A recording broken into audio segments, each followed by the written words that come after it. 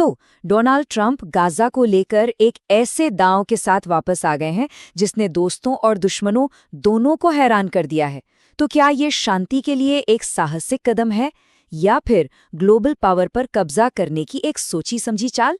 चलिए आज इसी तथाकथित मास्टर प्लान के पीछे की सच्चाई को समझने की कोशिश करते हैं। और देखिए, ऐलान होते ही मानो एक धमाका हो गया।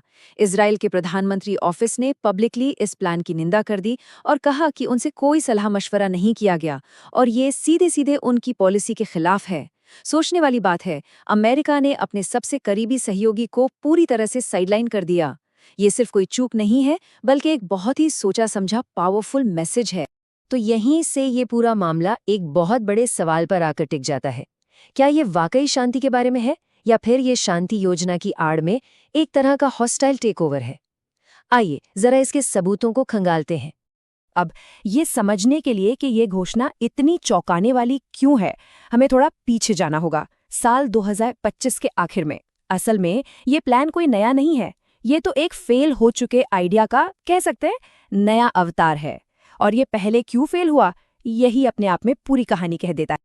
तो जो ओरिजिनल 20 पॉइंट प्लान था वो कागज पर तो बड़ा इंप्रेसिव लग रहा था। एक इंटरनेशनल सेना, हमास को निहत्था करना और ट्रंप की लीडरशिप में एक नया बोर्ड ऑफ पीस। वो गाजा को चलाने के लिए पॉलिटिशियंस की जगह एक्सपर्ट्स की, यानी टेक्नोक्रेट्स की एक फिलिस्तीनी कमिटी भी बनाना चाहते थे। मतलब ये एक पूरा का पूरा मेकओवर था। एम्बिशियस बिल्कुल था, लेकिन क्या ये प्रैक्टिकल था? वो एक अलग ही कहानी है। लेकिन हुआ क्या कि दिसंबर 2025 आते आते इस ग्रैंड प्लान ने दम तोड़ दिया। वजह सीधी सी बात है, कोई भी इसमें हाथ नहीं डालना चाहता था।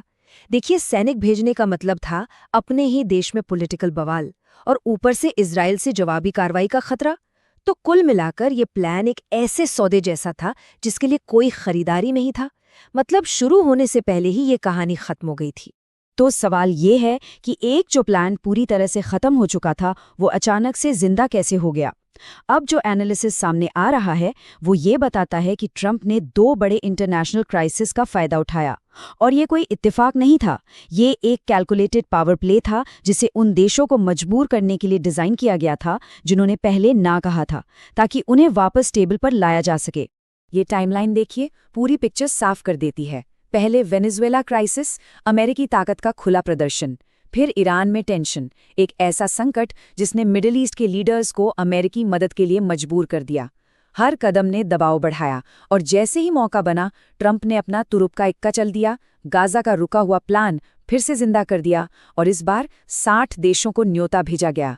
ये एक क्लासिक केस था मौके पर चौका मारने का। चलिए अब इस प्लान के बिल्कुल सेंटर में चलते हैं, यानी गाजा पर शासन करने के लिए जो नया स्ट्रक्चर बनाया गया है। ये एक 3 टियर सिस्टम है और मामला यहीं से असल में पेचीदा और कंट्रोवर्शियल होना शुरू होता है। तो ये है वो 3 टियर कमांड चेन। सबसे ऊपर बोर्ड ऑफ पीस जो बड़ी तस्वीर पर नजर रखेगा, बीच में एग्जीक्यूटिव बोर्ड जो रोजमर्रा के काम मैनेज करेगा और सबसे नीचे एक नेशनल कमेटी जो लोकल शासन संभालेगी। सुनने में ये किसी कॉर्पोरेट रीस्ट्रक्चरिंग जैसा लगता है ना? लेकिन यहाँ दांव पर बहुत कुछ लगा है। लेकिन असली कहानी तो इस बात में है कि इन बोर्ड्स में कौन शामिल है और इससे भी ज्यादा जरूरी कौन शामिल नहीं है। अब देखिए, टॉप बोर्ड में तो ट्रंप, उनके करीबी और वर्ल्ड बैंक के अजय बंगा जैसे नाम हैं। इसमें कोई हैरानी की बात नहीं। लेकिन जरा एग्जीक्यूटिव बोर्ड पर नजर डालिए। तुर्की, कतर, यूएई, ये वो देश हैं जिनकी इजराइल से अक्सर ठन्नी रहती है। और कौन गायब है? इजरायली सरकार का एक भी ऑफिशियल रिप्रेजेंटेटिव नहीं। गाजा के लिए एक प्लान जिसमें इजराइल को ही बाहर रखा गया है। ये सिर्फ कंट्रोवर्शियल नहीं है, ये तो एकदम एक्सप्लोजिव है। और ग्राउंड लेवल पे वहां सत्ता एक 12 मेंबर कमेटी को दी जाएगी जिसमें ऐसे फिलिस्तीनी होंगे जिन्हें अमेरिका का करीबी माना जाता है। और मजे की बात यह है कि इनमें से कई वेस्ट बैंक से हैं, गाजा से नहीं। आलोचकों का तो ये भी कहना है कि ये इनडायरेक्ट रूल का एक क्लासिक मामला लग रहा है। मतलब एक नई रूलिंग क्लास तैयार की जा रही है जिसे बाहर से थोपा जा रहा है, न कि अंदर से चुना गया है।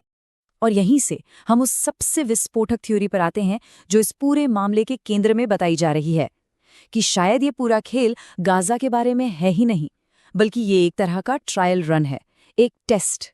ये देखने के लिए कि क्या अमेरिका यूनाइटेड नेशंस को एक नए यूएस लेड वर्ल्ड ऑर्डर से रिप्लेस कर सकता है।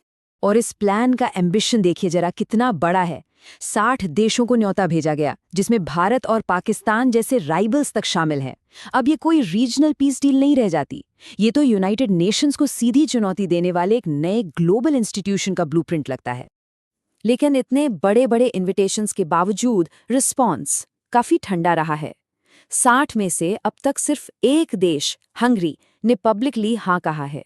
बाकी दुनिया, वो सब दूर से तमाशा देख रही है और ये सोच रही है कि क्या वो एक नए दौर की शुरुआत देख रहे हैं या फिर एक बहुत बड़ी डिप्लोमेटिक नाकामी।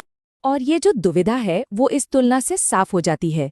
देखिए, बोर्ड ऑफ पीस का सेलिंग पॉइंट एकदम सीधा है।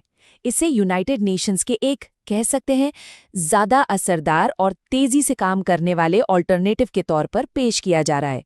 मैसेज साफ है, पुराना सिस्टम काम नहीं कर रहा, इसलिए अब हम कमान संभाल रहे हैं।